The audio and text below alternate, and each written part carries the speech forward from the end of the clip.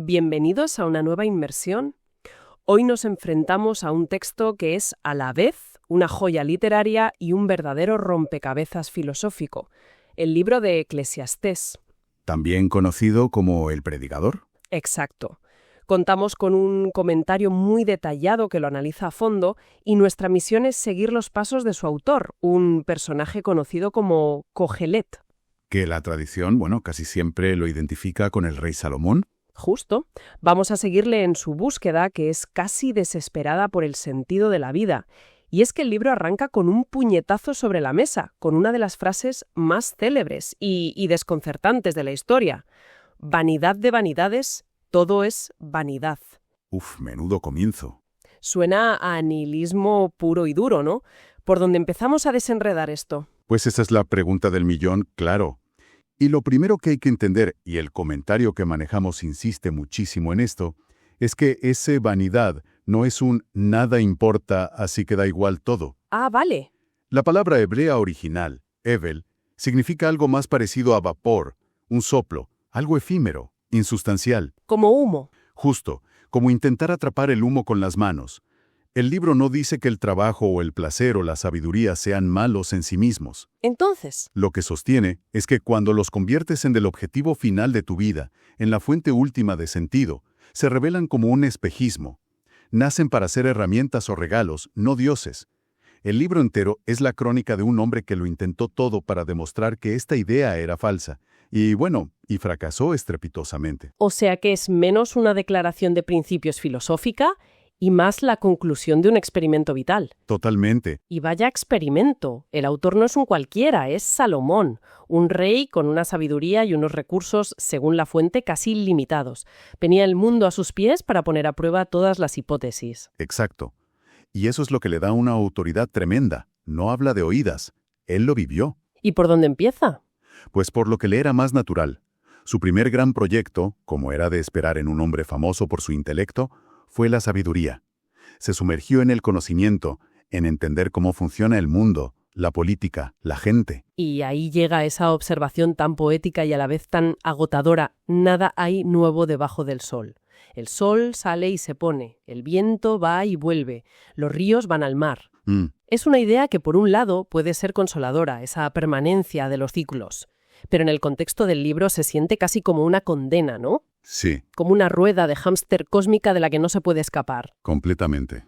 Establece el telón de fondo de su tesis. Si todo es un ciclo que se repite, ¿de qué sirve el esfuerzo humano? Si al final todo vuelve al mismo sitio. Claro. Y cuando aplica su sabiduría a este ciclo, el resultado es demoledor. Dice que entender a fondo los asuntos humanos es aflicción de espíritu. Aflicción de espíritu. Suena fuerte. Es que el comentario lo explica de una forma muy gráfica. Cuanto más sabía, más claramente veía todo lo que estaba torcido e incompleto en el mundo. Y lo peor de todo no era verlo. ¿Qué era? Darse cuenta de que su propia sabiduría, por muy grande que fuera, no podía enderezar nada. Entiendo. Entonces, la sabiduría intelectual, por sí sola, solo aumenta el dolor porque te hace más consciente de la impotencia. Justo. Es casi contraintuitivo. Ante ese fracaso, la reacción más humana sería irse al extremo opuesto, ¿no? Dejar de pensar tanto y simplemente sentir. Y parece que Salomón hizo exactamente eso, pero a una escala épica. A una escala que hoy nos costaría hasta imaginar, por lo que leo. Sí. En el capítulo 2 se lanza de cabeza. Habla de vino, de construirse palacios, de diseñar jardines y parques acuáticos, de acumular oro y plata como si fueran piedras, de tener los mejores coros del mundo a su disposición. Es una descripción de hedonismo absoluto. Pone a prueba cada placer que el dinero y el poder pueden comprar. Y sin embargo, cuando mira atrás, a todo ese despliegue monumental, la conclusión es la misma. Vanidad y aflicción de espíritu. Un callejón sin salida. Pero aquí hay un detalle que me parece fascinante y que la fuente subraya. En medio de toda esa vorágine de lujo y placeres, él dice algo como: «Y con todo esto mi sabiduría permaneció conmigo». A primera vista parece una contradicción. ¿Cómo puedes estar sumergido en el hedonismo más desenfrenado y a la vez conservar tu sabiduría? Es que esa es una distinción crucial. Esa sabiduría no era el temor de Dios o la sabiduría espiritual, ¿eh? ¿Entonces qué era? Su inteligencia. Era su capacidad de análisis, su sagacidad, su sentido común. Es como si una parte de él se mantuviera sobria, como un observador científico en su propio laboratorio de placeres, tomando notas. ¡Ah, qué buena imagen! Y es precisamente esa parte la que le permite evaluar la experiencia desde dentro y concluir, con una frialdad casi clínica, que la felicidad autoinducida, el placer buscado como un fin, No funciona, no llena. no satisface. La fuente aquí hace una diferenciación muy bonita. Una cosa es el goce que uno persigue obsesivamente, y otra muy distinta es la alegría que se recibe como un regalo inesperado. Y el primero es un esfuerzo agotador y vano. Y el segundo es una bendición que simplemente hay que saber acoger con gratitud. Vale, esa distinción es clave. No se trata de rechazar la alegría, sino de no intentar fabricarla. Y esto me conecta con el siguiente gran pasaje, el del capítulo 3, que es probablemente el más famoso de todo el libro. El de todo tiene su momento. Ese. Tiempo de nacer y tiempo de morir, tiempo de llorar y tiempo de reír. Es un poema precioso, pero ¿cómo encaja en un argumento sobre la inutilidad de las cosas? Parece casi una celebración de la vida en todas sus facetas. Es que no es una contradicción, es una profundización en la idea. El problema no está en las actividades en sí. Llorar es bueno en tiempo de duelo, y reír es bueno en tiempo de fiesta. Claro. Construir es bueno, y a veces hasta derribar lo viejo es necesario. Todas esas cosas son legítimas, forman parte de la vida. La vanidad aparece cuando intentamos forzar los tiempos. ¿A qué te refieres con forzar los tiempos? Pues cuando queremos fiesta en el funeral, o cuando nos empeñamos en construir algo que está destinado a morir, o, y esto es lo más importante, cuando hacemos de cualquiera de estas ocupaciones terrenales, el trabajo o la familia, el ocio, el centro absoluto de nuestra existencia, ignorando que hay un orden divino, un tiempo para cada cosa que no controlamos nosotros. Entiendo, es una llamada a la humildad, a aceptar que no somos los directores de la orquesta. Exacto. Pero en ese mismo capítulo se topa con un problema que pone a prueba esa idea de un orden divino. La injusticia. Dice que ve maldad en el lugar del juicio, donde debería haber rectitud. Eso rompe cualquier idea de un universo ordenado y justo. ¿Cómo resuelve el texto esta tensión? Pues es que no la resuelve en el presente. Y eso es lo que hace al libro tan honesto. No ofrece soluciones fáciles. Constata la realidad. Sí, constata la cruda realidad. A menudo, los malos prosperan y los justos sufren. La única respuesta que encuentra, y que el comentario destaca como un pilar de todo el libro, es la certeza de un juicio futuro. O sea, la esperanza en algo más allá. La idea de que, aunque ahora no lo veamos, llegará un día en que Dios pondrá las cosas en su sitio y rectificará todas estas anomalías. Es una solución que requiere fe, porque en el aquí y ahora, a menudo, el mundo parece un caos moral. Una fe que se pone a prueba constantemente. Los siguientes capítulos siguen explorando las miserias de la vida social. La opresión de los poderosos, la envidia que corroe al ver el éxito del vecino. La soledad del avaro que acumula sin parar. Sí, ¿qué lecciones saca de ahí? Saca conclusiones muy prácticas. Frente a la soledad del avaro, que es una de las imágenes más tristes del libro, exalta el valor de la compañía. De ahí vienen las famosas frases de «mejores son dos que uno». Exacto. Y el cordón de 3 dobleces no se rompe pronto. Reconoce que la interdependencia es una fuente de fortaleza. También reflexiona sobre la fugacidad del poder, con esa imagen tan potente del rey viejo y necio que ya no escucha consejos. Que, según el comentario, podría ser él mismo. Podría ser incluso el propio Salomón, en su vejez, haciendo autocrítica frente a un joven pobre y sabio que podría representar a su futuro rival, Jeroboam. Y todo esto culmina en el capítulo 6 con lo que él llama un mal grave, que me parece el resumen perfecto de esta primera parte. La idea de un hombre que lo tiene todo, riqueza, descendencia, una vida larga, pero que no tiene la facultad de comer de ello. Es decir, la capacidad de disfrutarlo. Exacto. Para el autor, esa es la vanidad definitiva. Es la vida del avaro, del que vive en la abundancia pero con un alma miserable, siempre con miedo a perderlo todo. Y llega a una conclusión que nos deja helados. ¿Cuál? Dice que el que nunca nació, el abortivo, está en mejor situación que ese hombre. Vaya. Porque el no nacido al menos encontró reposo, mientras que el rico infeliz no tiene paz ni en la vida, ni a menudo en la muerte. Es una afirmación brutal sobre la inutilidad de la riqueza sin ese don divino de poder disfrutarla. Es un diagnóstico demoledor de la condición humana. Pero a partir del capítulo 7 parece que hay un cambio de tono. Sí, se nota un giro. El libro deja de centrarse tanto en demostrar qué es vano para empezar a explorar qué podría ser bueno o sabio. Aunque bueno, lo hace con unos proverbios que de entrada suenan rarísimos. Sí, son contraintuitivos. Por ejemplo, mejor es la buena fama que el buen ungüento, y el día de la muerte que el día del nacimiento. O mi favorito, mejor es ir a la casa del luto que a la casa del banquete.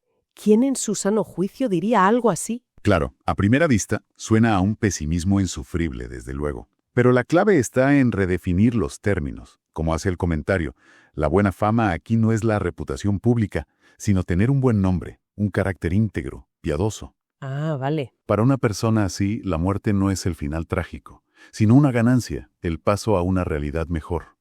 Por eso es superior al día del nacimiento, que es el inicio de una vida de trabajos y fatigas. ¿Y lo de la casa del luto? Pues por una razón muy profunda. La fiesta nos distrae, nos hace olvidar nuestra propia mortalidad. El luto, en cambio, nos obliga a pensar en lo esencial, en el fin de la vida, y eso, para el autor, es una fuente de verdadera sabiduría. Es la idea de que la consciencia de la muerte nos enseña a vivir. Exactamente. Es una sabiduría que nace de la seriedad, no de la frivolidad. Tiene sentido. Pero en ese mismo capítulo hay un versículo que ha causado ríos de tinta y que es increíblemente polémico. No seas demasiado justo. Sí. ¿Qué hacemos con eso? ¿Nos está diciendo que seamos mediocres moralmente? Es una frase peligrosa si se saca de contexto, desde luego. Pero la interpretación que ofrece la fuente es muy coherente con el resto del libro. No es una crítica a la verdadera justicia, la que viene de Dios. Es una advertencia potentísima contra la justicia propia. La justicia propia. Sí, contra la arrogancia del que se cree moralmente superior. El comentario lo equipara directamente con el fariseísmo, esa actitud de cumplir escrupulosamente con ritos externos para sentirse mejor que los demás, y en el fondo para intentar manipular o poner a Dios en deuda. O sea, una crítica feroz a la religiosidad que es pura fachada. Justo, en contraposición a un humilde y genuino temor de Dios que es el verdadero camino. La mediocridad o el conformismo. ¿Cómo diferencia la fuente entre esta justicia propia negativa y un deseo genuino de hacer lo correcto, de luchar por lo que es justo? ¿Dónde está la línea? La línea está en la motivación y en la actitud. El demasiado justo actúa desde el orgullo, para ser visto, para construir su propio pedestal moral. Es una justicia rígida. Muy rígida. No tiene compasión y juzga duramente a los demás. La verdadera justicia, en cambio, nace de la humildad, del reconocimiento de la propia imperfección, busca el bien por el bien mismo, no para la autoglorificación. Vale. El libro advierte contra el fanatismo y el rigorismo que a menudo esconden una profunda inseguridad y una falta de amor. Entendido. Es una crítica al perfeccionismo moralista.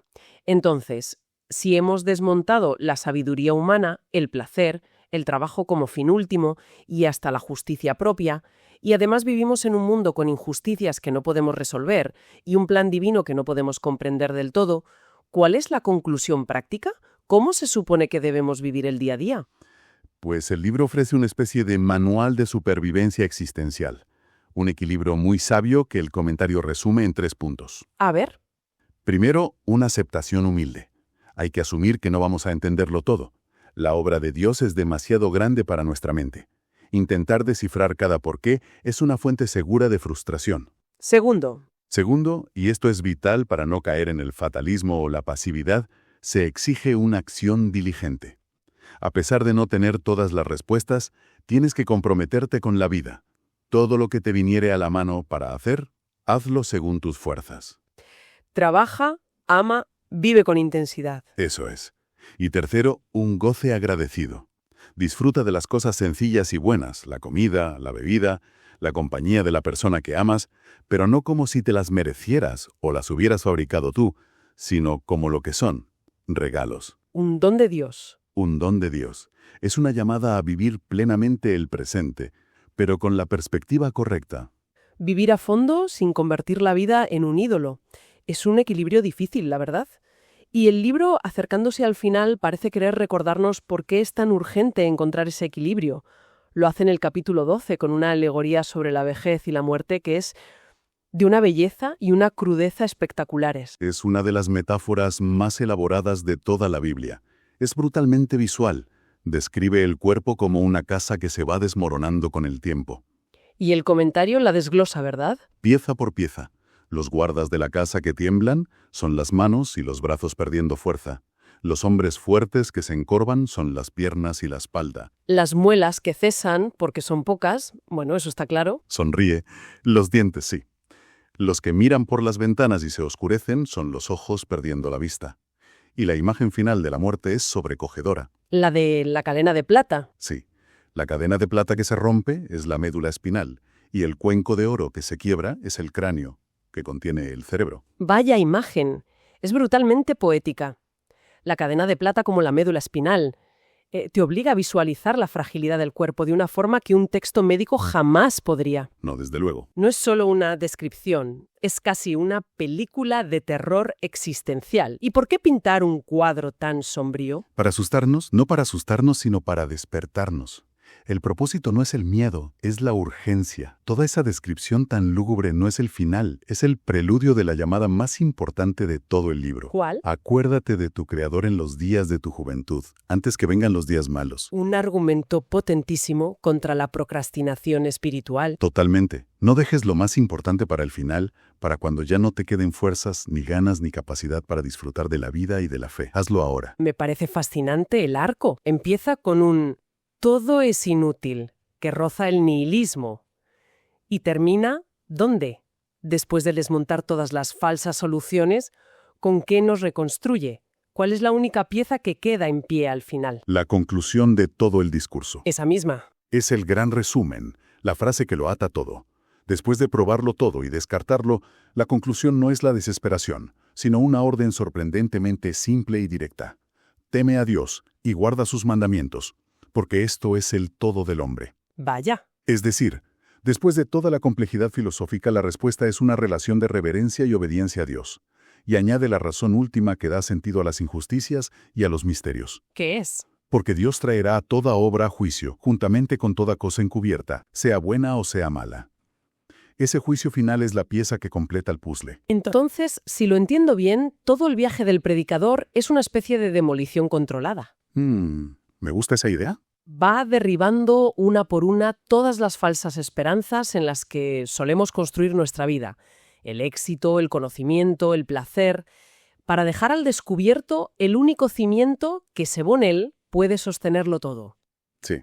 Visto así, no es un libro pesimista, es un libro increíblemente realista. Es un manual de desapego de lo superfluo. Lo que es fascinante aquí es que es el testimonio de una herida. Es el fruto maduro de una vida que lo tuvo absolutamente todo y descubrió, de la forma más dolorosa posible, que todo no era suficiente. No es un teórico. Para nada. No es un filósofo especulando en su torre de marfil. Es un rey confesando desde su trono que el trono, el palacio y el tesoro no pueden llenar el vacío del alma. Y esa honestidad brutal es lo que le da una autoridad que atraviesa los siglos. Para terminar, una reflexión. El comentario sugiere que el verdadero sabio es aquel que conoce la interpretación de las cosas. Hemos recorrido un texto que parece un péndulo, oscilando entre el desencanto más profundo y una fe inquebrantable. Un equilibrio constante. Y esto me deja con una pregunta abierta para quien nos escucha. En un mundo que, 3000 años después, nos sigue tentando con las mismas promesas de felicidad a través del trabajo, el placer o el conocimiento, ¿qué significa hoy para cada persona encontrar la interpretación de su propia existencia?